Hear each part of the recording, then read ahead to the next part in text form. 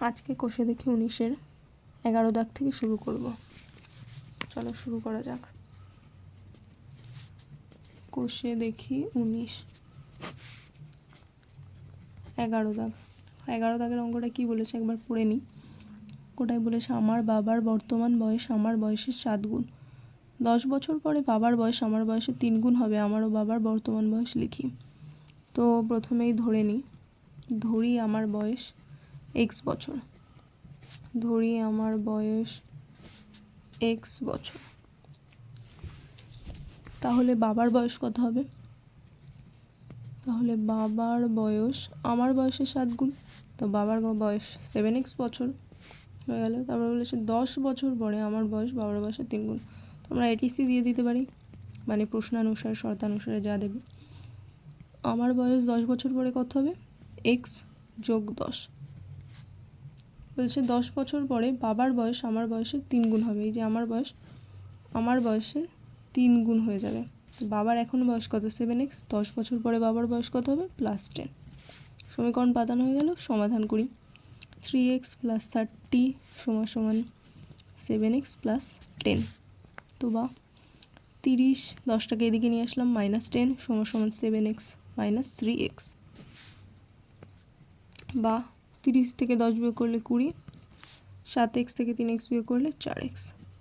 4 দিয়ে 20কে কেটে দিলাম, হয়ে গেল কত? 5। তো x মানে কত হলো? 5 বছর। তার মানে দেখো আমার বয়স পেয়ে গেলাম। তো সুতরাং আমার বয়স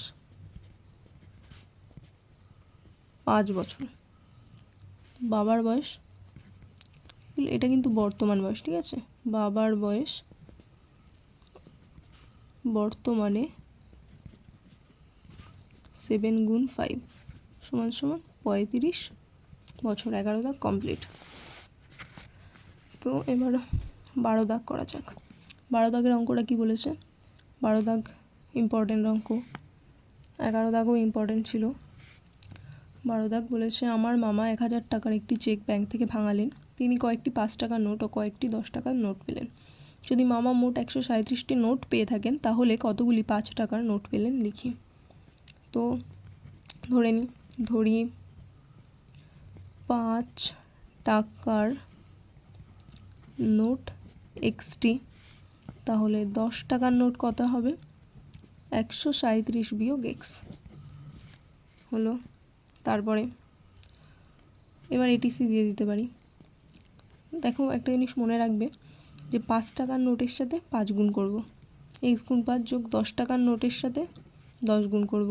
তো 137 বিয়োগ x গুণ 10, এটা মানে 1000 বলে দিয়েছে। তো এবার সমাধান করব। 5x যোগ 1370 বিয়োগ 10x = 1000। সাইড চেঞ্জ করি। 5x থেকে 10x বিয়োগ করলে -10x = 1000 বিয়োগ 1370। তো বা -10x = -370, মাইনাস মাইনাস কেটে গেল, 0 0 কাটলো, x হয়ে গেল আমার 37। এক্সটাকেই আমরা ধরেছিলাম 5 টাকার নোট, উত্তর কত চেয়েছে? 5 টাকার নোটই। সুতরাং 5 টাকার নোট পেলেন কটা? 37টি।